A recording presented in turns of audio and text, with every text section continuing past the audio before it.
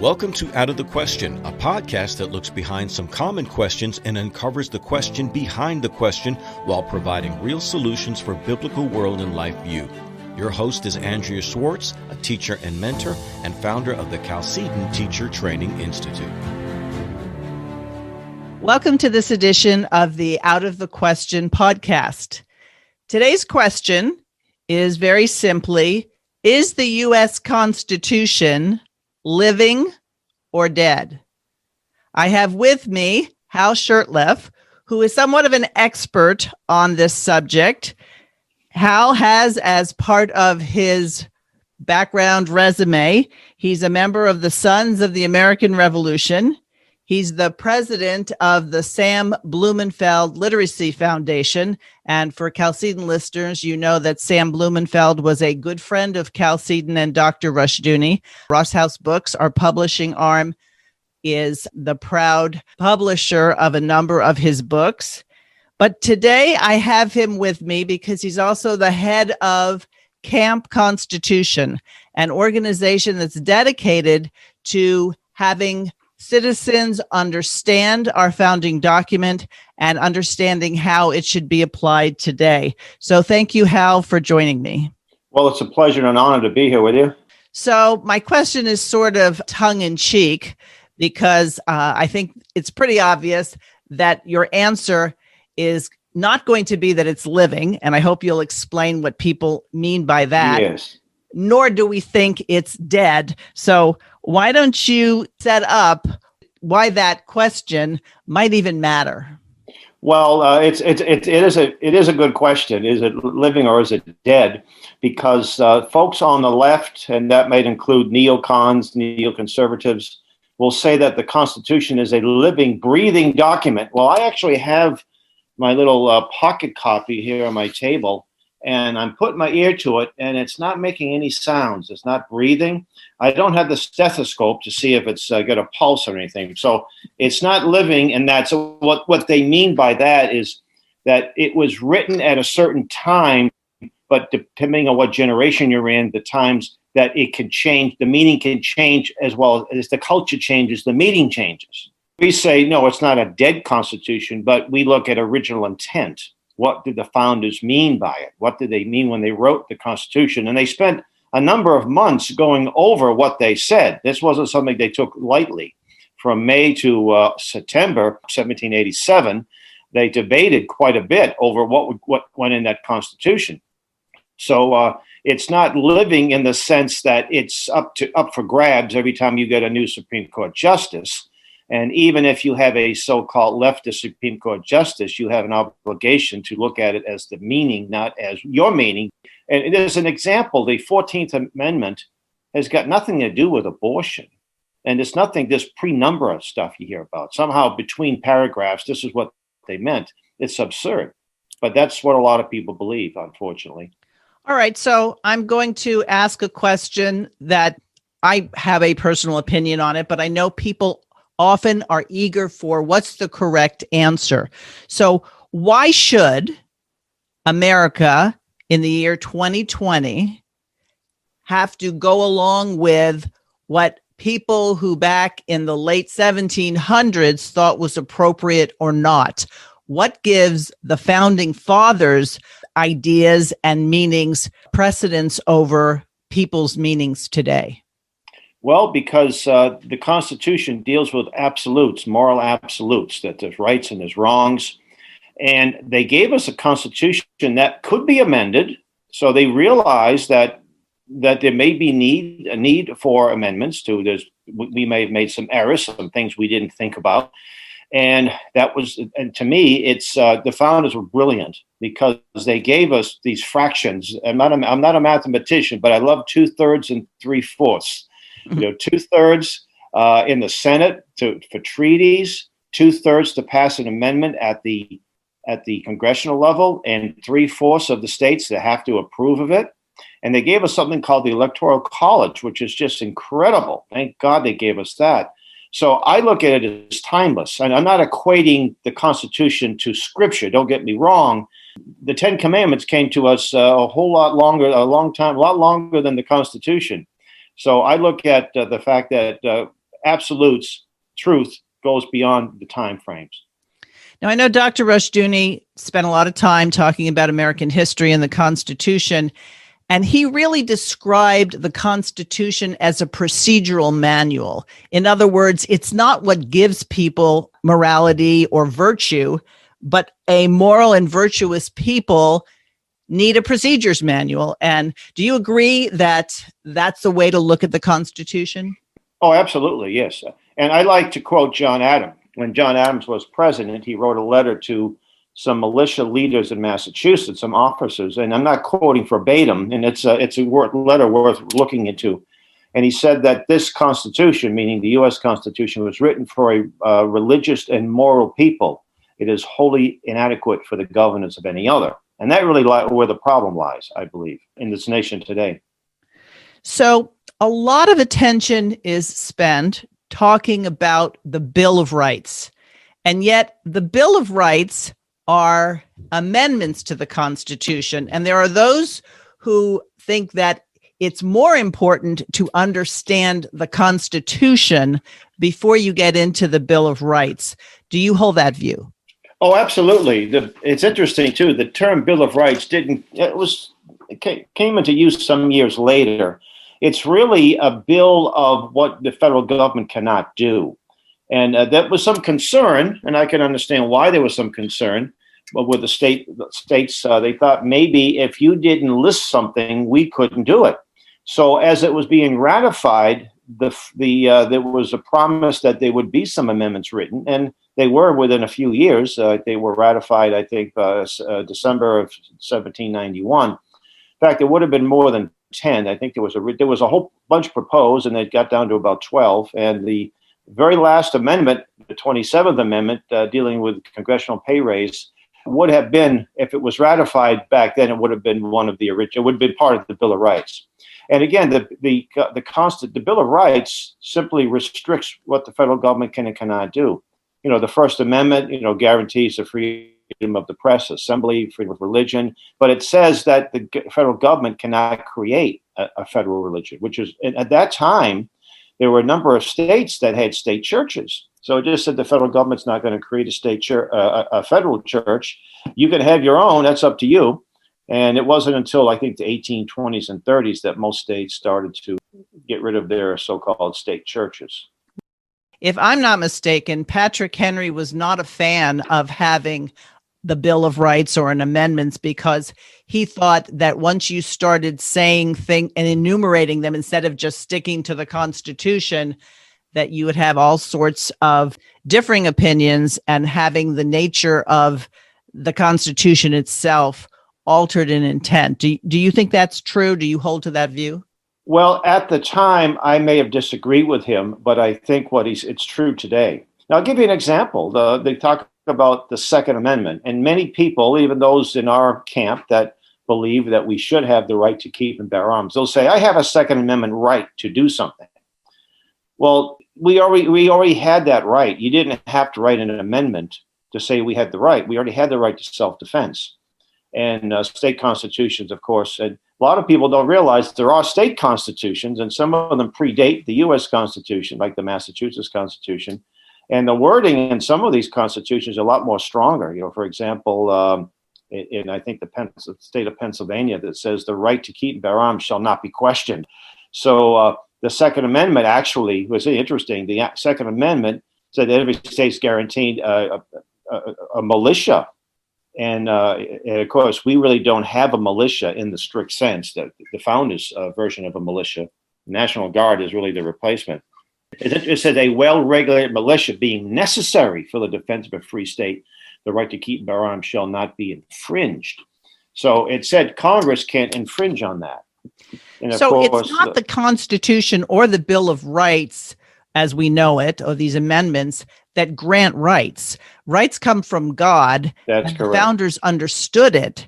And so from my understanding, the whole procedure that was laid out in the Constitution was specifically in recognition of those rights. And this was a document that wasn't supposed to limit people. It was supposed to limit this federation of states. That's correct. In fact, The Ninth and 10th Amendments are the ones that sort of address that. The Ninth Amendment says the enumeration in the Constitution of certain rights shall not be construed to deny or disparage others retained by the people. And the 10th Amendment reads, the powers not delegated to the United States by the Constitution, nor prohibited by it to the states, are reserved to the states respectively or to the people.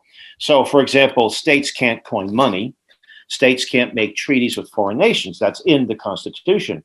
But there's a lot of things that aren't listed that states could do. As long as the Constitution didn't deny that power to the states, then they can do it. I mean, look at freedom of association. That's not in the Constitution, but people have that right. You don't have to list that right. It's just a right that we should be able to enjoy without any government interference. Exactly. Although they have been interfering with that one, haven't they? With this coronavirus. Absolutely. I call it the 1984 virus. So no more than 10 people, closing churches down and other places of worship. Don't you think it's a reality that if more people really understood U.S. civics, if we hadn't had a dumbing down or an alteration of what the founding of this country was all about, that there would be less tolerance for the tyrannical moves of state governors and local sheriffs and things like that? Oh, absolutely. One of the things that we do as Camp Constitution, we do a lot of outreach events. Now, unfortunately, not as many since the shutdown, but we're still out there doing things. And we have a little 10-question quiz, which you can find on our website in the download section. And we ask people, fill the quiz out. We'll give you a free pocket copy of the Constitution. And most people, they like 80, 90% of them fail miserably. And our job is to help people learn it. But most people say, I studied that in high school or junior high school. And they never picked up one since. And right. I say, there are some things that you simply keep with you the rest of your life. You read a novel in school, and you forgot about the 20, 30, 40 years later. But the Constitution isn't something that you should be forgetting. And I think our elected officials love the fact that most people are constitutionally illiterate. Even you hear people, you watch news that you tend to agree with, people that you tend to agree with, and they use the word democracy. And I hear it, it's like scratching a blackboard. We're a republic. And where do we find that? Article 4, Section 4. And is there a difference? Of course there's a difference. Our founders did not want a democracy. They feared a democracy. Explain why that is, because I'm sure there's some people who'll be listening who will say, isn't it the same thing? Aren't those synonyms? You can use them interchangeably. Well, I heard someone say once, the difference between a democracy and a republic is like a chair and an electric chair. But a democracy is simply ruled by the majority. And a republic, it's a Latin term. It means the public thing, res publica, and in this case, the Constitution. But in a republic, the minority, and when I say minority, I'm not necessarily talking about a racial minority. It could be a religious minority, an ethnic minority, or an ideological minority. The rights of that minority are protected from the whims of the majority. And so, in fact, James Madison in Federalist 10 said that democracies have ever been spectacles of turbulence and contention, short in their lives and violent in their deaths. And many of the other founders had similar sentiments about a pure democracy. I mean, we do have elections that are, in quotation mark, democratic, but in order to be a voter, there's certain qualifications. Not everybody votes, although right. in some cases, dead people do a good job of voting. And in some cases, they vote multiple times. That's right. As I saw a funny meme the other day, a man who was visiting a cemetery scolding his grandmother for voting for Biden. Her grandmother's been dead for 50 years. Right. Anyway. So a lot of people think in terms of democracy and the majority should rule. And I think that's part of the misunderstanding that fuels the idea that there should be no electoral college. If we just had the majority, and then of course, big cities, big urban areas would dominate, because even though Wyoming's a bigger state than Rhode Island, there is possibly more concentration of people in Rhode Island, probably That's there right. is. So explain the whole idea of federalism and how when the country was founded, the U in United was not a capital. So these were the states of America, as opposed to capital U, United States. Explain why that's significant. Well, at the Constitutional Convention, which convened in May of 1787 and ended September of 1787, there were states with large populations and states with small populations. And there was a Virginia plan, a New Jersey plan, and what we call the Connecticut Compromise, where the largest states wanted to have bodies, a bicameral legislature, a House and a Senate. They didn't initially, it wasn't called the House and the Senate. They wanted to be based on population. And the smallest states with small populations realized that they would have no say at all. They would be completely overruled. And so they came up with the idea of a House of Representatives based on population, and then a Senate based on each state having two representatives, or two senators. And I think it's worked pretty well.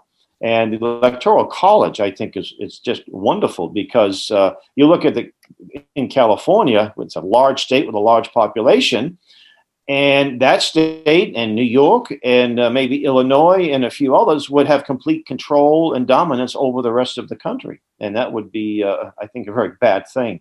So I think Electoral College was and there were many times when the Electoral College, the person who may have won the electoral vote did not get the popular vote. It happened in 2016, and it's happened at some other times. All right. So we're hearing an awful lot about fraud. And by the time this podcast airs, there's probably going to be information or decisions that, are still in the future. But what provision is there in the Constitution for fraud and deceit and the idea that someone might try to deceptively become the president of the United States? Well, our founders understood man's basic nature. It's innate depravity. And even though maybe every single founder of the delegate at the convention was not a 5-point Calvinist, they understood man's basic nature. So they gave us this wonderful checks and balance, and they gave us a way that, by the way, there's always been fraud since the first ballot was ever cast in the history of mankind, wherever that may have taken place. It's a question of, is it enough fraud to make a difference in an election? So you read some of these reports, some of these, when they do fact checking, you post something on your social media and there'll be a fact check. Oh, election fraud is very, very rare. Well, there's a saying in Boston, vote often and early for James Michael Curley. He was the governor and mayor of Boston for many years back in the early part of the last century. So it does happen, and it always happens. It's a question of, is it enough to make a difference in an election?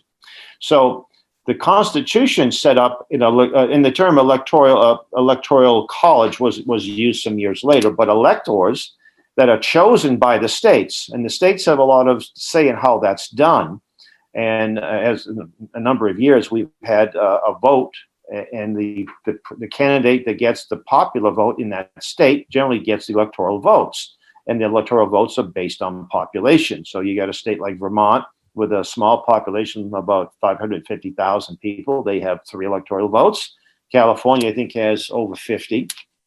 And they're supposed the parties choose the individual electors, and depending on how the vote comes out, those electors then will assemble at the state houses and they will cast their ballot.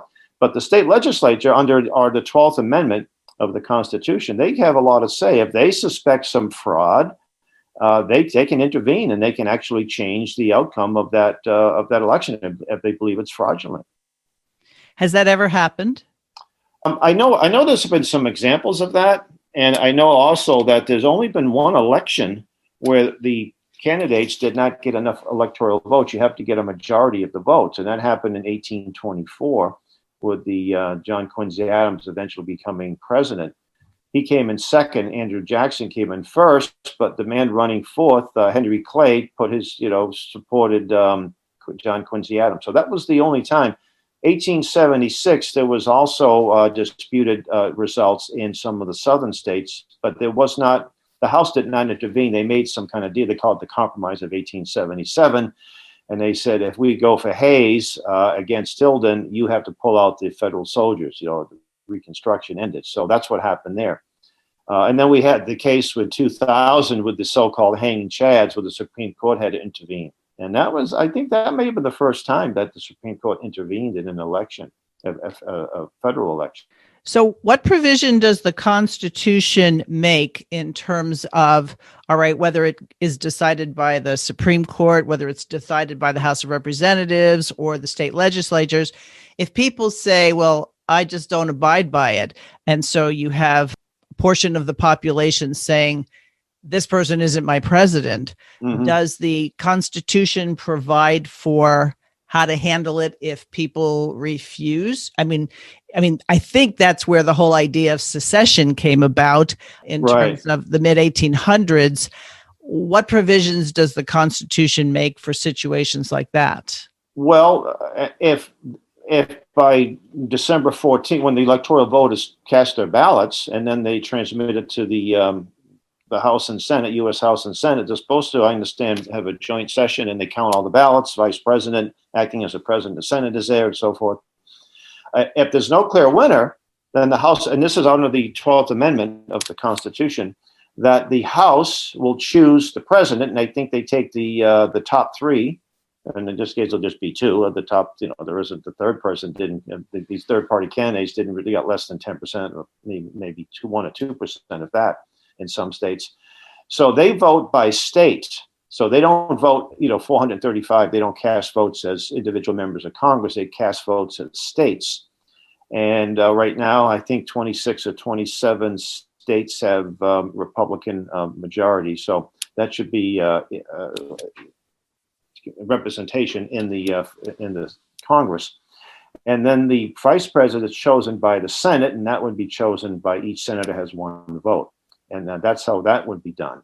The Supreme Court wouldn't rule on the count, the count of the electoral votes. They might rule on a case, like in the case of Florida. They ruled on the case, and I know that President Trump has a number of states with his cases concerning the ballots that were so-called ballot harvesting, and people who were, and of course these the vote counting machines or the software, which I think is the smoking gun in this case. So they might rule on that to determine whether or not these votes are legitimate, but they won't make a decision when it comes to the actual electoral count. That's something up to Congress. And one of the fascinating things is that I know people on both sides of the spectrum will say, gee, if our guy doesn't win, the world is over. The president was never supposed to be that powerful. I mean, obviously the president of the United States is a very important office, but he has very limited duties and powers under the Constitution and plenty of checks and balances. I know there are some people on the conservative or right, the Christian conservatives, what have you. Boy, if Biden gets in, he's going to do away the Electoral College. He's going to make D.C. a state and this and that. Well, they could try to get rid of the Electoral College. It's going to take an amendment to the Constitution. It can't just be done by a law. And it will take 2/3 of the House and Senate, and it will take 3/4 of the states to approve of it, which I don't think is going to happen. Now, they could make Puerto Rico a state, but D.C., in order to make D.C. a state, you'd have to make an amendment. See, D.C. got 3 electoral votes. I think it's the 24th Amendment. I got to check on that.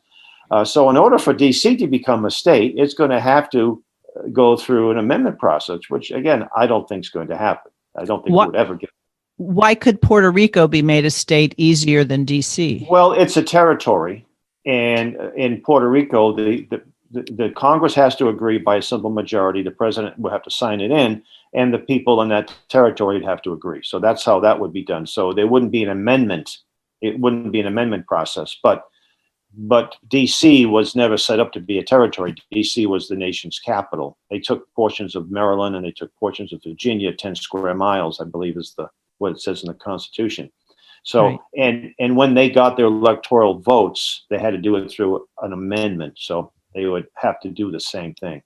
I see. Something you said before, and I think I know the answer to this.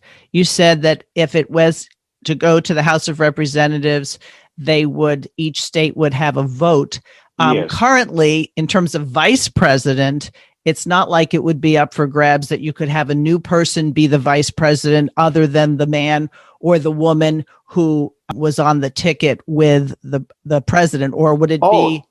Oh no, you're right. No, it could happen that way. Yeah, I mean, they could vote. Let's say that Biden wins, they could choose Donald Trump as vice president. When I mean, it's probably not going to happen, but it's possible as long as you qualify for that. In order to be vice president, you have to qualify for president. So if you serve 2 terms, 8 years, and 2 of another term, you don't qualify. So it was interesting that now the 25th Amendment is another, and that's something that Nancy Pelosi had talked about. And I don't think she was looking at Donald Trump. They already talked about that early on his administration. Well, the 25th Amendment has different provisions. At one point, when a vice president died, there was no way to choose a vice president. And there was 3 vice presidents that passed away in the 19th century. Franklin Pierce, vice president, died before he was sworn into office in Cuba and died by the time he got home. And a few other presidents, I think it was Madison and Monroe, had presidents that died, vice presidents that died, and there was no way to do it. So the 25th Amendment, had a way for example, the time it was used when Agnew resigned, Vice President Agnew resigned. So Nixon had to invoke the 25th Amendment, and he chose Gerald Ford, who was a member of Congress from Michigan. And then when Nixon resigned, Gerald Ford chose Nelson Rockefeller. But the Senate, under that, the way I read it, they could have chosen anybody. They could have someone they liked. They could have looked at Ronald Reagan when he was governor of Cal. Oh, we're going to choose Ronald Reagan, or we're going to choose that theologian from California, Rushdoony. That would have been interesting. Really, you said something that was intriguingly funny. That if it did go to the House of Representatives and Biden won, that Donald Trump could be voted as the vice president, which of course would make the whole idea of what happens if there's a tie in the Senate. Could he then run again for president if he was vice president? Oh, sure. Yeah, absolutely. Yeah, the presidential term limits, which came out in the wake of Franklin Roosevelt, because he'd still be in there if he served 4 full terms, and was it his 5th term? It was his 4th term. I think he served 3 terms, and his 4th term he died in 45. So, and of course the notion was, well, you don't change horses in the middle of a race. We're in a war. You don't want to change presidents, so we got to keep them in there. Under the term limitations, a president can serve 8 years, 2 full terms, and if he was vice president, he could serve 2 years, less than 2 years. So if, say, a president dies, vice president becomes president, there's 3 years on that term, then he can only serve 1 term and not 2 terms after that. I think a little confusing. But it sounds like a great board game, Electoral College. It does. That's right. All right. So currently, because I think the majority of people don't understand, or they get their civics lesson from the media, it seems to me that you could look at the bureaucracy in Washington as a 4th branch of government, and then you could look at the media with the current power as a 5th branch of government. What provision is there to rein these people back in? Because they hide under the idea of freedom of speech, but at the same token, it doesn't seem to matter if they're telling the truth or not, or they tell the truth as they see it. Well, what's interesting is that the media calls the election. So CNN says President Biden won the election. President-elect Biden is now called president-elect. Well, CNN doesn't have that power, but enough people want to agree that CNN calls it, or AP calls it. In fact, when you see these disclaimers on Facebook, you post something about the election. I actually thought I'm trying to be humorous. I posted, Trump didn't win, Biden didn't win. I won. I'm the new president. I'm the president-elect. I was hoping that they would put some kind of disclaimer on my comment, but I guess it has to be an article with a URL maybe before they do that. I posted a Babylon Bee. That's a Christian satire site about Hillary Clinton, and sure enough, that disclaimer came up. So the Babylon Bee is taken seriously by Facebook. I guess it's kind of interesting. But I think the power is first off, we know the I call it fake. It's referred to as fake news, corporate media. but there's alternative medias, which I think we need to get involved in. I think we need to stop listening to some of these sources and tune into other more credible and reliable sources, and not so maybe biased, but the bias on these other. I hear the comment that these reporters are not really reporters, but the party operatives with press passes, and that's pretty much what you have, unfortunately. So there's ways that, there's all kinds of laws and rules and regulations concerning, the media over the years, but and what's tough is that they bring in Congress. The Senate had Zuckerberg and a few other, the head of Twitter on there, and they gave them this concept that this is a platform, and yet they're actually publishing, they're denying people. So we have hearings, but usually nothing comes of it. They're not any kind of serious reform. So I don't know how that's going to happen.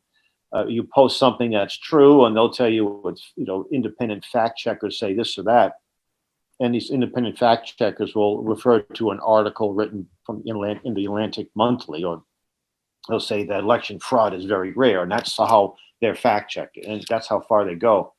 So it is a problem.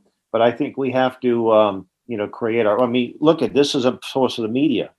Everybody that has a podcast or a computer and a following can be a member of the media. We have a blog at Camp Constitution. I mean, it's not huge, but it's one source, and there's so many other reliable outlets out there. Instead of trying to squash free speech, because that's the problem, you have trouble when even if you don't like the speech. The problem I'm hearing, though, is this concept called hate speech. So the left will say, we love free speech, but hate speech, well, that's different. And, well, what's hate speech? And, of course, the definition of hate speech is any speech the left hates. That's my definition. Right. But any speech is critical of those that they promote. That's what they call hate speech. And that's kind of dangerous, because then you're silenced. And, Europe has that. Canada has that. They have these so-called hate speech laws. And people will go to jail. And in Sweden, for example, if you say that you believe homosexuality to be, if you say publicly that homosexuality is a sin, you will go to jail. That was passed a few years ago, almost unanimously. So that's something that could be happening here, that could come here. Right. John Adams was right. The Constitution isn't enough to make people good. What makes people good, certainly from a biblical perspective, is recognizing their sin and their need for Jesus Christ. Amen. So without that, you'll have all sorts of permutations. Let's talk about the Supreme Court. Boy, you thought that the world was going to end if Amy Barrett was approved for the Supreme Court. How important did the framers view the Supreme Court? And what's your take on how politicized the view of the Supreme Court has become? Well, the Supreme Court was the least powerful branch. It's simply, Article 3, they have very limited duties, and they were never supposed to overturn state laws, which they've done. It's become very powerful, very politicized. And something, for years, the conservatives, pro-lifers, of which I'm a very staunch pro-lifer, we thought, gee, if we just get the right justices, we'll be able to overturn Roe versus Wade. Well, Roe versus Wade was a Supreme Court decision. And I hear people say it's the highest law of the land. It's not a law. They simply said, I think it was Louisiana where the case originated, or Missouri. It was Texas, actually. Oh, Texas, thank you. Okay. Texas. It said that your abortion laws are, null and void. Well, they never had that kind of power. And now, who enforces a Supreme Court decision? Exactly. Supreme Court doesn't have a police. It doesn't have an army. It's the executive branch, the Attorney General. It's interesting. We have a lawsuit against Camp Constitution has a lawsuit against the city of Boston about a Christian flag. We wanted to raise the Christian flag on City Hall Plaza, where it's a public access flagpole, where they raise flags of communist China. They raised the transgender flag. Did you really even know there was such a flag? They raised the rainbow flag. They raised the flag of, did I say communist China? And not only do they raise it, but city officials often participate in the flag raising ceremony of communist China. But the Christian flag, because it has a little red cross, the little Latin cross in the left corner, that's somehow against it's a violation, a horrible violation of the First Amendment. And I remember when we started launching the suit back in 2017, my comments were like, do you really think the Attorney General is going to get on a plane and fly to Boston and arrest the mayor of Boston and the city council because they gave me a permit to have a ceremony acknowledging the Constitution and America's Christian heritage and Boston's Christian history? Do you really think that's going to happen? Do you really think the average Bostonian who's liberal, who's secular, is going to say, oh my goodness, Boston is now officially a Bible belt, because that flag flew for about 5 minutes or, an hour or 2 hours on the flagpole? It's absurd. Rushdoony was somewhat adamant that there is no such thing as irreligion, that everything is religion one way or the other, even stating that you're an atheist is a religious belief. And what's become the status quo isn't so much that the federal government can't interfere or intervene. It's become it will intervene when it comes to Christianity, claiming that everything else isn't really a religion. Yes, there was a Supreme Court decision back in the early 60s, Tarasco versus Watkins, I believe it was called. And it said that secular humanism is a religion. You don't have to have a heaven or a hell to be a religion. You could have a secular religion, and humanism is the deification of man. And I look at the churches in the humanism, or the public schools, the state colleges, and so forth. So yeah, that's definitely a religion. Communism is a religion, as far as I'm concerned. Yeah. And I would say that the de facto religion of Boston is humanism, secular humanism. Say that most major cities are the same way in some states. In fact, it's interesting when we hear this term separation of church and state. That's not in the First Amendment whatsoever. There's no mention of that. That's right. Something that was conjured years later. But I believe that there are many churches that are in essence state churches. I did a little video, it's up on a YouTube channel. I said, is the rainbow flag the de facto flag of, I think I used the term apostate churches. And I visited church. I was on the outside of the church where they were flying rainbow flags. And I said, we're here in this town, in this city, and in front of here. And here's this rainbow flag. And here's a rainbow flag in this church and that church. I said, they're flying these flags in these Unitarian churches, Episcopal churches, some of the more left-wing Methodist churches. I said, that's evidence that the rainbow flag is the official flag of these churches, but also that these churches are state churches because they embrace evolution, socialism, and the acceptance of homosexuality. And that's what many states have embraced. And those are the dogmas of humanism. Exactly. So these are, de facto, they're not de jure, but they're de facto state churches. And people say, oh, separation of church and state, really? I mean, the Unitarians were, and our dear late friend Sam Blumenfeld did a lot of research on the Unitarians in his NEA, Trojan Horse in American Education. It was, and he referred to our public schools as Unitarian prep schools. I mean, the Unitarian Church isn't some vibrant, growing entity. The one down the street from my house, named after a member of the Secret Six, Theodore Parker, they have the rainbow flag and they have the Black Lives Matter banner. And you look, they had a little picture of their members. They're all white people in their late 50s or older, Right. All right. Before we go, what do you think of the move to have another constitutional convention?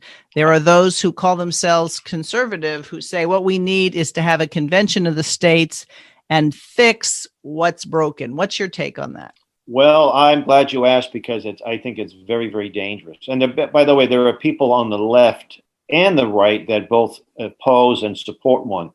I would say, especially in these days where you have such open division and hostility, I think it would be very dangerous. Now, Article 5 of the U.S. Constitution is where the amending process is. And the two ways to amend the Constitution, the first and only way that was ever utilized was for 2/3 of both the U.S. House and Senate to approve of an amendment, and then it goes to the states for ratification, where you need 3/4. And the second way is for 2/3 of the states to apply for an article for a convention. And then if you have 2/3 and they're recognized, Congress will recognize that these applications are legitimate, and then they would have a convention. But there's plenty of pitfalls to a convention. Especially James Madison, by the way, was very much against one. He thought it was very dangerous and this was just in a couple of years after we had the Constitution, the Constitutional Convention of 1787. One of the problems of an Article 5 convention is that there are no laws or rules governing such a convention. We don't know it's like Nancy Pelosi, let's pass Obamacare and we will worry about what's in it after we pass it. And that's the same problem. And then the other question is, who will the delegates be? You want to have this operation. You say the patient, the Constitution is sick, and it needs to be into this operating room. Well, who's your doctor? When my wife had a surgical procedure some years ago, we saw the doctor. We saw all his degrees in Latin on his wall, and he was a specialist. And the anesthesiologist that looked like Sean Connery. Yeah, okay, these guys know their stuff. Would you walk into an operating room and not know anything of the Constitution? And the other thing is that they say the Constitution has some serious defects. No, I think the Constitution is pretty good. There's a couple of amendments I like to see repealed, but I'd rather suffer those right now than face a convention, because you don't know what will happen. And also, one of the big concerns is how will the ratification process? Will they change it? How will the delegates vote? Will they vote by state? That's what they did in 1787. Or will it be by popular vote? So will the delegates be based on population? That means California will have 50 plus. And then what's the mindset of these delegates? Exactly. Are they going to have the same mindset of the founders, or even close to it? I would say about maybe 3 or 4%. I mean, right. Look at when I testify in Massachusetts against one, I'll say, do you really? Or when I'm speaking to fellow conservatives in Massachusetts, I said, do you really want Massachusetts to send delegates? What do you think is going to happen? What kind of delegates? Do you think I'm going to be a delegate? Tell me what you think the place for someone who wants to study the Constitution, what place do the Federalist Papers have in an understanding of the original intent and the context of the Constitution? Oh, I think it's a great source. It's a great source to have a good, clear understanding. Although it was written in letters to the editor for farmers. So today's college grad would be challenged by it, I think. Now, of course, not your listeners, not people who, if you can read Rushdoony, you probably have no trouble reading the Federalist Papers. Right. I'm actually thinking that people should be encouraged to check out your website, Camp Constitution, yes, to have a systematic way of learning what either they learned and forgot or learned incorrectly. Yes. We if you go to our website, campconstitution.net, there's a link to our YouTube channel, and we have playlists where we have some of our great instructors over the years discuss the Constitution. So that's a good resource. We have some great downloads. We have a lot of information on the dangers of an Article 5 convention as free downloads as well. So we do a half-hour radio show. And we upload them on Podomatic, and we have a lot of great guests that you can access and learn about the dangers of an Article 5 convention, and a lot about Agenda 21, the Constitution, and just current events too. All right. Did the Constitution envision that there could be a time where states no longer wanted to be part of the federal government? And I remember asking Dr. Rushdoony this question, and he said, well, it's not that it's a moot point. It's just a war was fought and secession was deemed illegitimate. And then the states were brought back in. But now you hear talk about secession, that people, yes, want to split California, which wouldn't be secession, but it would be splitting a state, because a good portion of the state doesn't think like the concentrated urban areas. So is there a peaceful way to have secession? That's a really good question. I know that there are those who didn't think the Constitution would last that long. Back, the founding, when the Constitution was written, a generation, 2 generations, it's got some great staying power, thankfully. By the way, there was a convention called the Hartford Convention. It was New England that took place in Connecticut, where they wanted to secede because they didn't like the War of 1812, which closed a lot of the ports. There was a lot of things that they didn't like. Hey, we were making money with England. We don't want to be war with them. We want to keep the ports open to England. We don't. So thankfully, there was no secession. Vermont was going to secede prior to the Civil War. They had thoughts about it. They never formally seceded. So it's interesting. I know some of my unreconstructed Southerners friends will say, of course, secession. It's never mentioned in the Constitution. But of course, the state could leave. They came in, and they could leave voluntarily. But I do like the idea of maybe state splitting. But the problem is, if California is going to split and become another state, you still have to have the majority of the legislators in Sacramento approve it, and that's probably going to be hard to do. I mean, I look at Maine.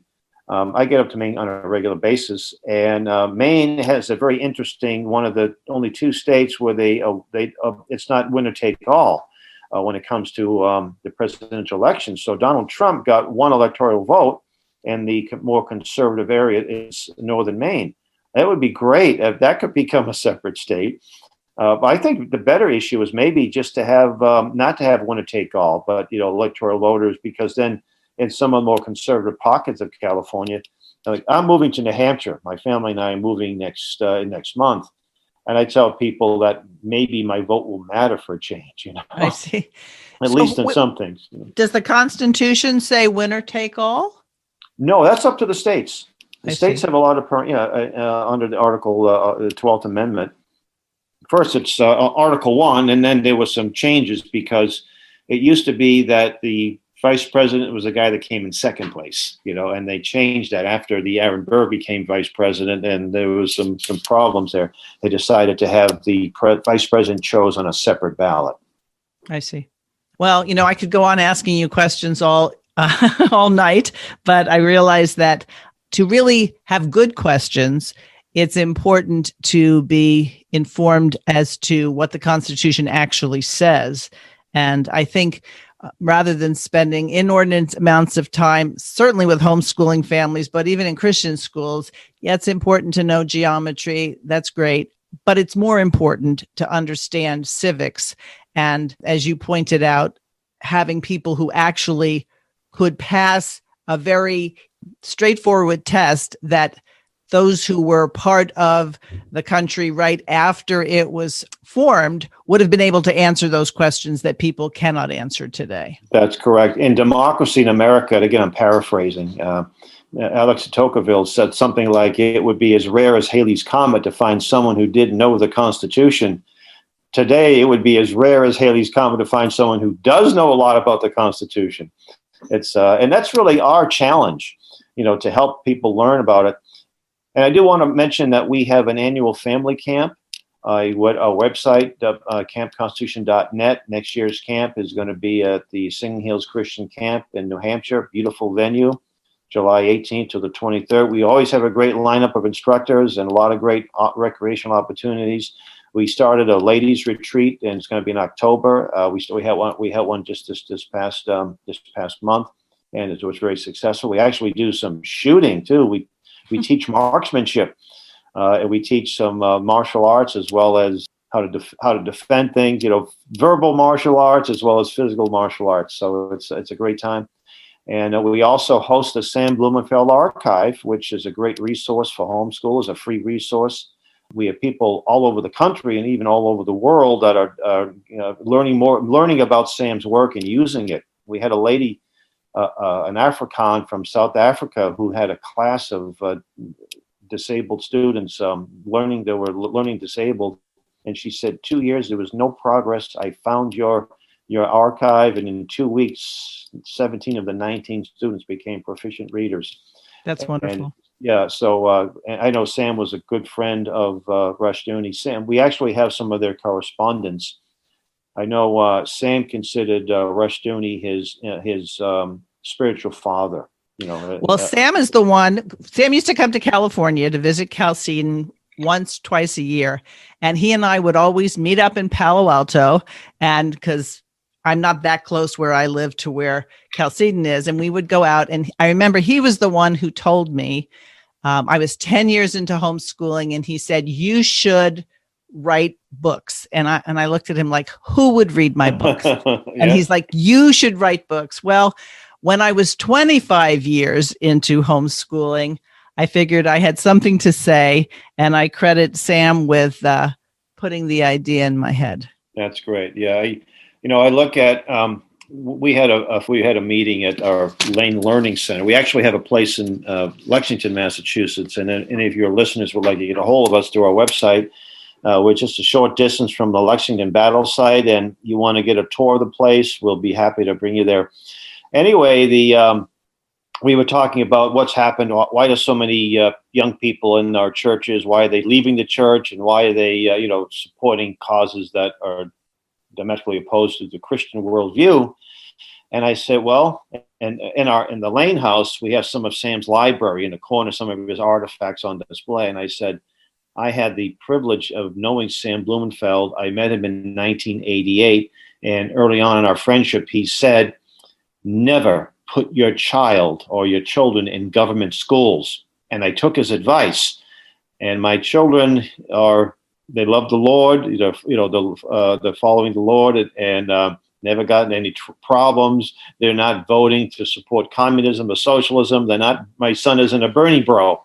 And I said, I said that even though my wife and I were not perfect parents, I thought we did a decent job raising them. My youngest now is 16.